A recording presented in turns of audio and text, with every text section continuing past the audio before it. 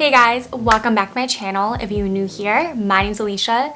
I am technically an influencer. I hate using that word, but that is my title. I have been in this business for 6 years. I started when I was 16, I'm now 22, so it's been a while. And I thought it'd be fun to sit down and film how I edit my Instagram photos because lately I have been getting a lot of questions about that, a few tips and tricks, along with showing you my equipment that I use.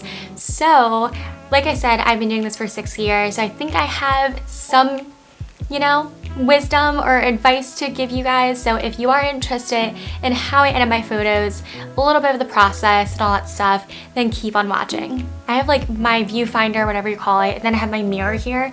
I never wear hats aside from Instagram photos just because I feel like I look stupid in them, but I decided to go with the hat because I'm trying to, branch out to different things, and my hair is so full of dry shampoo at the moment, so if you don't like the hat, I'm sorry. If you do, cool. Anyway, let's get into the video. So I am going to screen record my phone and show you guys how I take photos. So let's start with equipment. This video is going to be so interesting because I don't have like a particular script. I should have done a script, and I'm sure editing Alicia, looking back in hindsight, it's going to be like, you should have done a script. Anyway, my equipment, let's start with that because that's easy. So here is my Fuji X-T2. It's not mine, it's my boyfriend's. I'm very fortunate to have a significant other who is into photography. He does wedding photography on the side. He's been doing that for years now. So we own a Fuji X-T2, and I love this because it's very compact. I mean, it's kind of heavy, at least for me it is, but it's a smaller camera. I typically shoot on a 35mm lens because it's just very basic, and I also like being able to get detail shots but also far away shots with this. So I mainly just use the 35mm lens. I will use the tripod I'm currently using for my filming camera, which I can show you guys here. I use a tripod. Again, it is Chris's. He already had it. It was in our basement in Philly. So I started to use it in order to take my self-timer photos, which honestly, a good 80% of my photos are self-timer photos that I've just taken myself. And so I just use this guy. I am not super tech savvy with cameras. I'm trying to learn. Just haven't really, I just haven't really dedicated the time and energy to learning. But I honestly, on this camera, I just normally stick to automatic settings. So I don't know if you can see here, but there's A's that are in red. That is my setting. So I use this, and on my phone, I have a remote control app, which is super handy. All right, so for instance, I'm gonna pretend like I'm taking a photo right now. So I'm gonna turn on my Fuji camera. So what I do is I go on to menu, and then I go all the way down to wireless communication. So once I have the wireless communication set up, go on to the Wi-Fi on my phone, switch it to Fujifilm, and once I have the little check, then I know that I'm connected, click on Cam Remote, Live View Shooting, and there we are. Hello friends, there I am. So while I'm on this app, I will normally hit the little exposure button, and then I normally lower the exposure on the remote control app just because I find it is easier to edit that way, and it's also easier to see details. So I just go ahead and play around with that. That looks pretty good to me. Wow, this double chin. Nice, guys. And that is pretty much how I do it. So then I will use my tripod, set up the angle, set up how I want the photo to look like, and then I just use this guy to take my photos. Here's a photo, and then you can just click on different parts of the photo. So say I want the snake plant to be in focus, I'll just click on that. But I want my face to be in focus, so I'll click on my face. Oh, no. Now I'll take the photo. So that is how I take my photos using my Fuji X-T2 and the Fujifilm app. Alright, so the first app I'm going to use to edit my photos is Lightroom. So I'm going to click on that. There it is. So I already have my camera roll pulled up. Another tip I have when editing photos is to turn the brightness up on your phone. I find it makes it a lot easier to see the colors and to see the details. So once I have my brightness up, oh my cat, I'm going to pick a photo. So I'm going to pick a photo I have not edited yet at all. So let's see. Which one have I not edited yet? Let's do this one. Cool.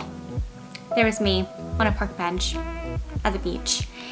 So I'm going to hit the light option here, not auto. Geez, Alicia. I'm going to hit light and I'm going to turn down the exposure.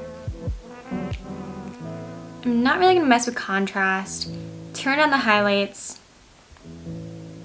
Up the shadows. I like to kind of blow out the shadows. I think it looks nice on photos. Turn down the whites and then also turn up the blacks.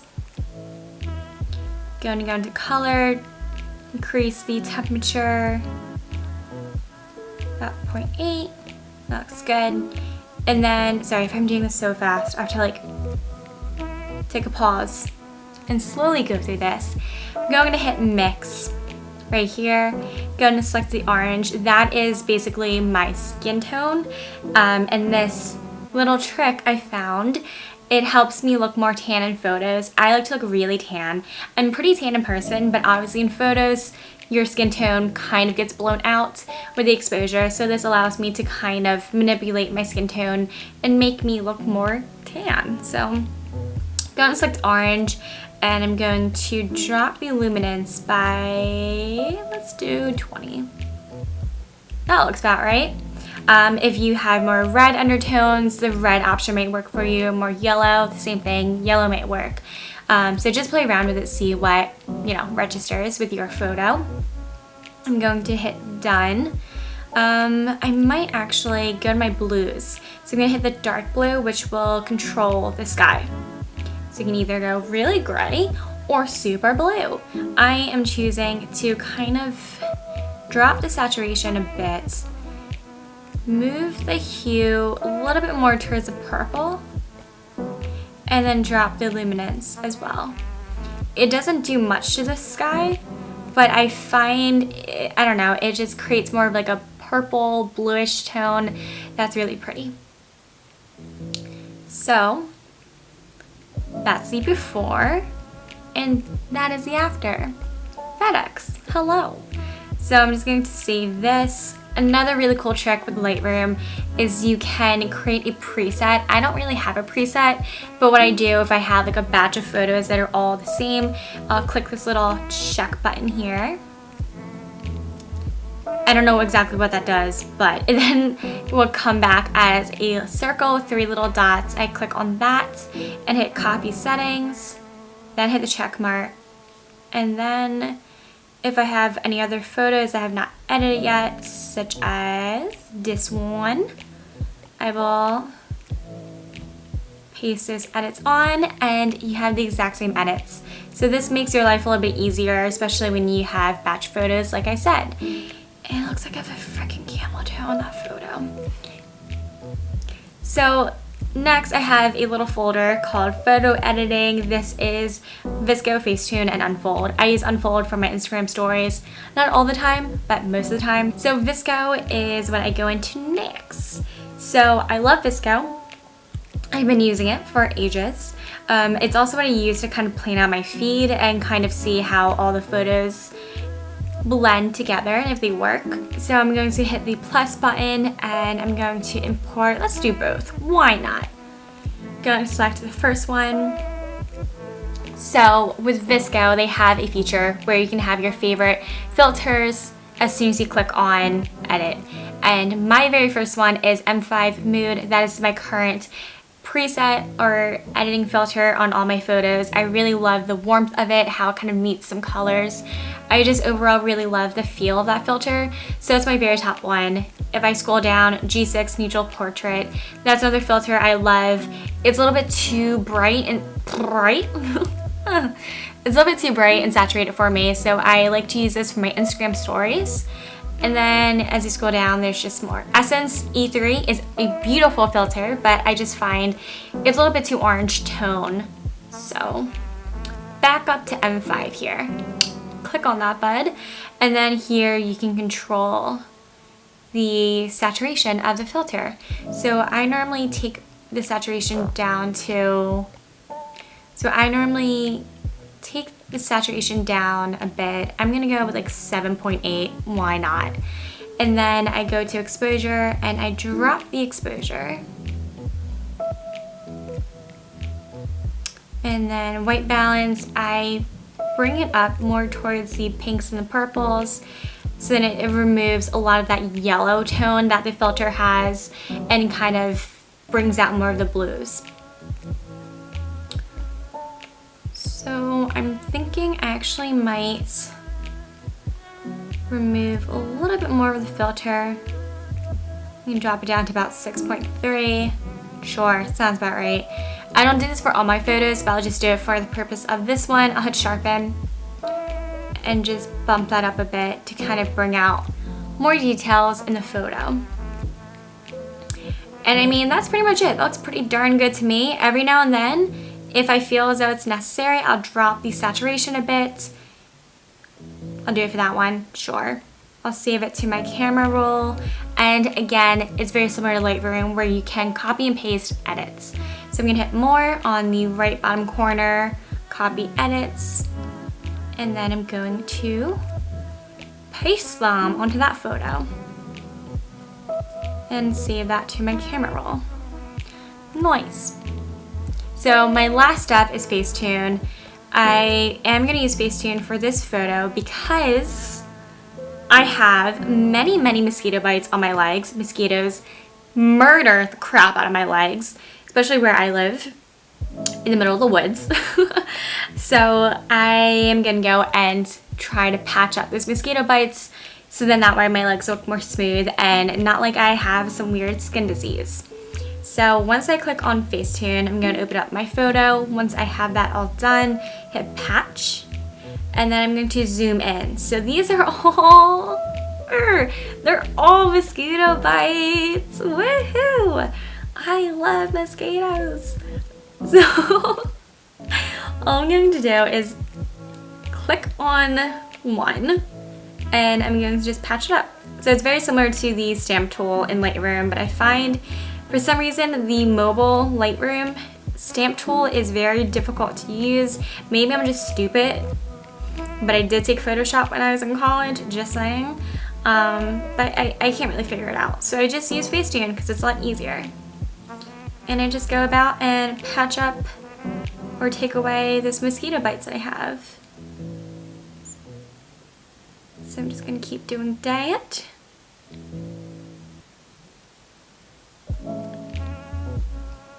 It looks a bit good. Those are scars that I already have on my my knees from being extra clumsy. That's a mosquito bite. That's a skeeter bite. These are all mosquito bites. Yummy.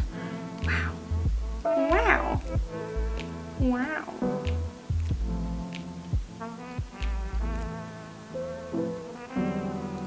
So if I hit this little blue button in the right corner, if I press down on it, you can see the before, you can see all the mosquito bites, and then I press and you can see the after, and my legs look like they're fine. So once I'm happy with that, I'm going to hit the check mark, and then I will go in and kind of smooth over that work I just did, because sometimes I'm messy with the patchwork and it looks a bit funky. So I'll just go and smooth out those bits and bobs. And nice, I have regular legs again. Another reason why I love Facetune is because the detail tool allows me to bring out certain details in the photo. Wow, I'm really slouching down. It allows me to bring out certain details in a photo without, bringing out every single detail. So I'm gonna come in here and bring out details, my sweatshirt, my jewelry, which I always think is fun, and my face. And it creates the tiniest little difference, but it's a difference. Enough to make me want to do it. So then I'm going to save it, and that is my photo. So another quick thing I want to show you guys is how I make my walls look more white than they actually are. So my bedroom walls are not white. I mean, in this room, 3 out of the 4 are white, but in the other room they're like a taupey grayish color, which honestly in photos it does translate to being white, but after putting on my filter I find it turns into this like purple grayish color, and I prefer more of a white background. So I'm going to show you how I do that. And I used to actually I went to like scratch my head talking about white backgrounds here. I used to really blow out my white background, and actually on Facetune I would use the white.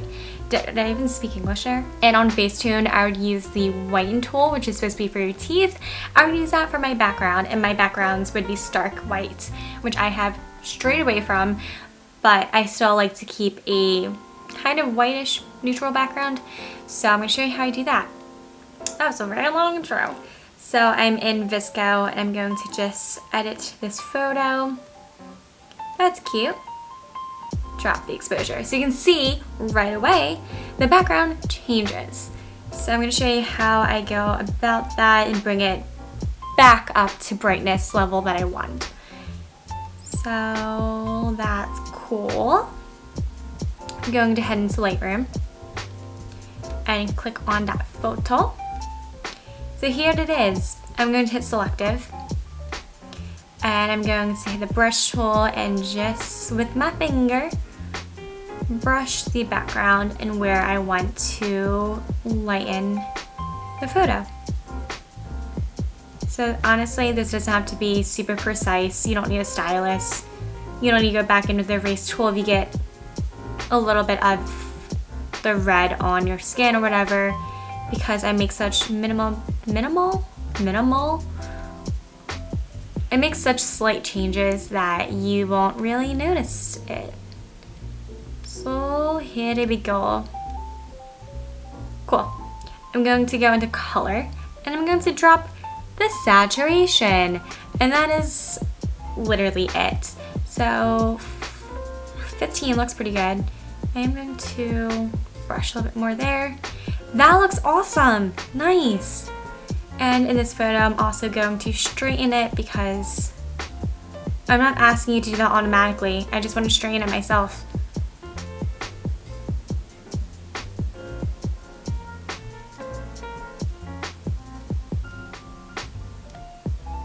So I'm just going to straighten it. Yeah, sure. Is that straight? Yeah. Yeah, that's straight. Cool. So that is my little trick on how I make my wall background a little bit more white and less saturation, and I just prefer that look. So cool. I can show you the before and after. It's super slight, but I find, in my opinion, it makes a big difference in my photos and my whole aesthetic. So that is that. So we are now in the portion of the video where I'm just gonna sit and give you guys my top tips on how to curate your Instagram to look professional or to look good or aesthetically pleasing, whatever you want. Also, at the end of the day, it's just a social media app. Don't take it so seriously. I can't talk. At the end of the day, it's just a social media app. Don't take it too seriously. Don't, pay all this money for fancy filters or presets. Just have fun with it. Again, it's Instagram. It's only Instagram. My very first tip is to pick an aesthetic that matches you. So if you go on my Instagram, you can see that my aesthetic or my editing theme, whatever you want to call it, has changed very much throughout the many years. When I first started, I was really into the very, very stark white backgrounds. Like I said earlier, using the whiten tool in Facetune to whiten my backgrounds. And then it changed to very like beachy and very high saturation, many blues. And then I went into like neutral tones, weird stuff, then like very bright, and now it's kind of like more moody. I also think it's really fun to change around your editing process and your aesthetic because it matches that time in your life. Right now I'm in a time in my life where I'm living in the woods for the most part, kind of woodsy, it's the Pine Barrens, but I'm surrounded by nature, and I really like to kind of feature that on my Instagram and kind of have more of a moody filter. So that's kind of what I'm into right now and how I'm editing my photos. But again, just pick whatever matches you and don't try to pick something that's just trendy at the moment. So just pick an editing process that, works for you. Don't go for what's super trendy at the moment. If it's not something you fully believe in, and I'm shedding hair. If it's not something you fully believe in and you fully love, then don't do it just because it's trendy. So my second tip, my second tip is to find inspiration on your photos. I know for me at least, there are times when I'm in a huge rut and it's almost like a writer's block, but with photography and a social media app. Sometimes I'm just so, focused on the campaigns I'm working on and those certain content guidelines that I sort of lose my own creative direction with photos. And so I find sometimes it's nice to just kind of step away and go on a different social media app, Pinterest, and just look at some fun inspiration. I also will kind of not stalk, but just find random people on Instagram, look through what they're doing, and try to find that inspiration again and light that candle or whatever that expression. So if you ever feel like you're lost or you're lacking creativity, definitely go on Pinterest and look up some fun things. I definitely take a lot of photo inspo from Pinterest. The biggest thing for me, and I think the fine line when looking at others' photos for inspiration, is to not exactly copy them.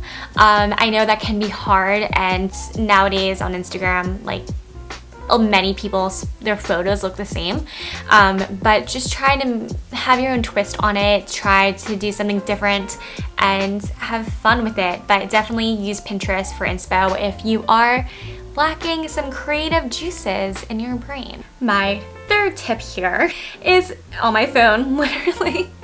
It says get creative. I think with this point I was talking more of be clever, and right now it's kind of trendy to see those photos where there's a white backdrop, it's normally a bed sheet, and you don't need to have studio lighting, you don't need to have certain equipment to have that bed sheet as your backdrop.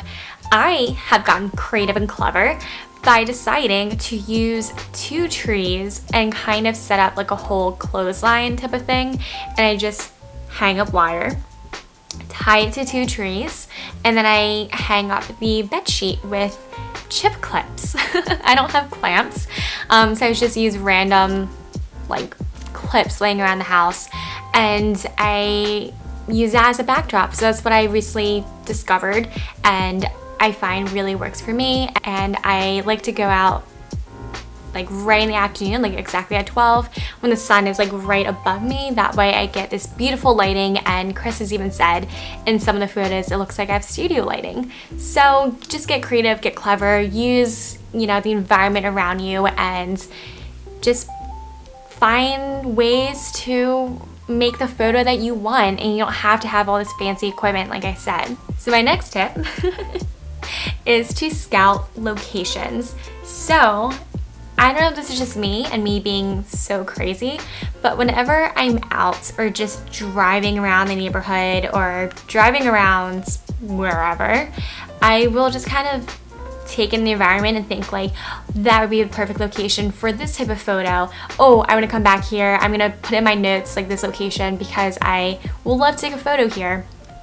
I find it just makes it easier to, again, vary your photos to have different backgrounds, but it also gives you an easier time when you have, you know, a client come to you and you're like, oh, I don't know where to shoot this, and then you can have a list of locations in your phones, or you can kind of recall like, oh, we were once driving on this one road and we saw this beautiful location. So definitely just scout locations, keep them in mind, and you know, it's always just nice to have them in your back pocket for rainy days, and whenever you're tired of having the same similar background, just take a drive and go to them and shoot some fun content.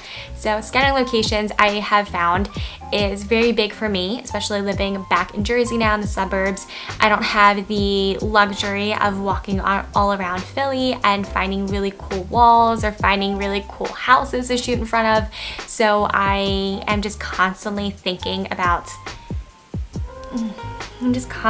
photos and Instagram. Wow. So my last tip here is to take a bunch of photos at once. I feel like this is just the #1 rule when it comes to photography. Take a ton of photos because you never know like which ones you're actually going to prefer. Most of the time I kind of have like a pose or a photo in my head, and then it doesn't turn out the way I want it to. So then I'm like, thank God, and we took 500 other photos. I can choose from them. And also I find when you have a bunch of photos and you're constantly taking them, candids are so cute, and I find they look the most natural. You have the most natural smile. My friends and I were talking about this the other day. When we smile too long in photos,